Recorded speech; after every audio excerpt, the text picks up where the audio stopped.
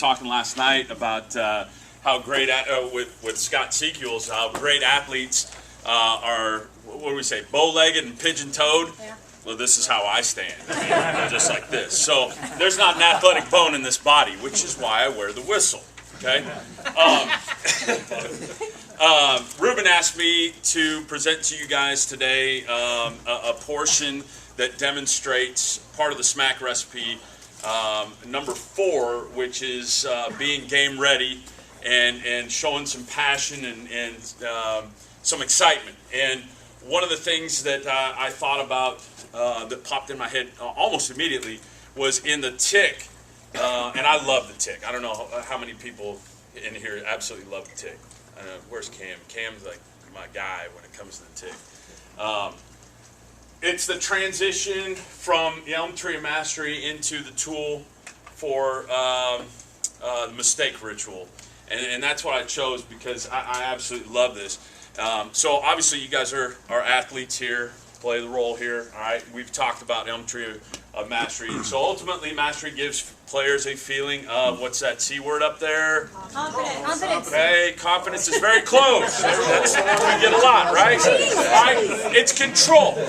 And one of the things that, I'm very fortunate at the University of Dallas, we travel a lot. We fly a lot of places. For a Division III school, that's very unusual. And so, I'll tell you this, I hate to fly. I do not like it. And my guys think it's hilarious because anytime we hit some turbulence, I turn into a 6-year-old girl. Okay, I just, like this, and they laugh and they think it's hilarious. But I don't even know how to fly an airplane. Okay, I would rather be sitting in the cockpit holding the yoke, which I found out on a trip up to Colorado to do this presentation by a guy who was on your board. Jeff, what was his name? I want to give credit where credit's due here. Greg Spires, okay? Anyway, I'd rather be holding on to the yoke. I don't even know how to fly that plane, but I would rather be sitting in the cockpit rather than back in coach because I'm in control, okay? And so that's the feeling that we want to give our players, all right? And normally at this point I go back and I put the elm tree, but we lack of time here, right? Okay, so ultimately if we can get them there, they'll work harder and stick to it longer. Now, how many of you absolutely love to be yelled at and screamed at by your coach? I saw one hand kind of go like this. All right, we don't, it's not fun, is it? It's not fun to be yelled at. It's not fun to be wrong, okay? So what's a tool that we can incorporate into our repertoire here to combat our mistakes? All right, and here it is. It's in your book, Elevating Your Game. All right, it's called a mistake ritual. And ultimately what this is an action. It's a way of you putting a mistake behind you. And I'll give you some examples. All right, a good friend of mine who's a football coach down in Houston. He has his team. He uses a really hip one too, and the kids really like it. Okay, they really, really like it a lot because it plays on pop culture here a little bit. But they use Jay-Z's song, On to the Next One, as their theme. And they pound their chest twice after a mistake. That's how they let themselves know that it's the mistakes behind them. They let their teammates know, hey, I know I screwed up. I got it. It's not going to happen again. I've learned from it. I've moved on. It's how they let their coaches know. Coach, I got it. Don't worry about it. I've learned it. I've moved on. Okay? I think that's a great one. The one that Jim Thompson likes in the book is the flush technique. And we all know that one, so I won't go through that one. Okay? All right? But I've heard of other teams using the reset button on the top of the head. I saw a Little League baseball team, 6-year-olds. This is the cutest damn thing you ever see in your life. Okay? Their mitts are bigger than their heads, right? So they're just standing out there trying to balance with the dang thing. But when they made a mistake, they did shake it off.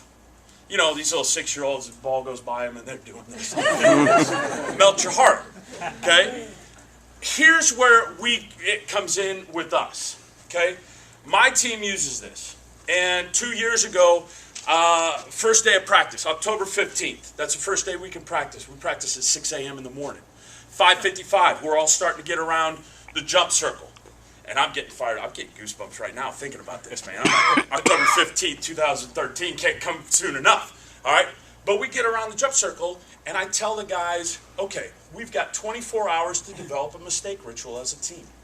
And I give my captain a copy of the page in Elevating Your Game, saying go back and read it so you can lead this session. We've got 24 hours, come back tomorrow, we're going to determine what it is.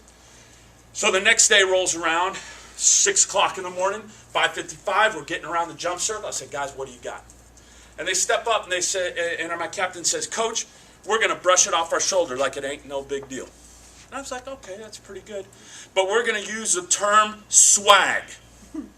And, of course, you guys are too old. All of you. I'm telling you what, and I'm stepping out of character here in this deal. When the kids hear that, they laugh. They think that's the funniest thing ever. Because swag to them is, you know, fresh gear, sweet kicks, you know what I'm saying? Like having a little you know, like that's swag to them. And so anyway, back into character here. So I say, you know, we're going to tell each other swag, Coach. And I'm like, come on, dude, I'm not dumb. I get it. You're trying to put one over on me. They said, no, Coach, just like we're trying to redefine the term winning, we're redefining the term swag. Okay, tell me more. I said, well, what does swag mean to you? He said, Coach, swag to us means we have too much swagger in our game to let a mistake defeat us. Whoa.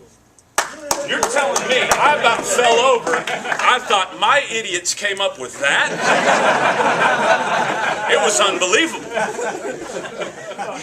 And yeah, you want me to say that again?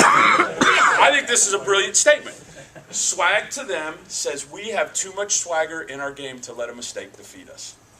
Powerful. And that's what we did.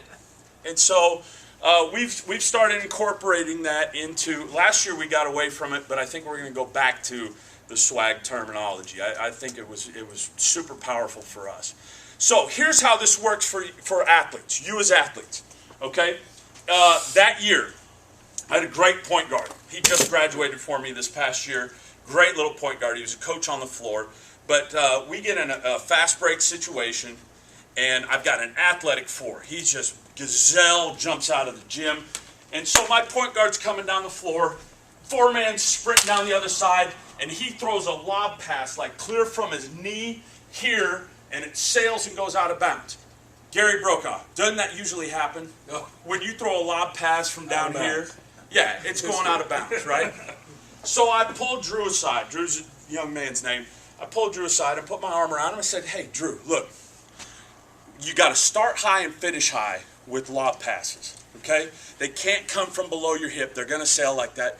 Coach, I got it. Not a problem. 2 days later, same situation. He's coming down, boom, boom, boom, boom, boom.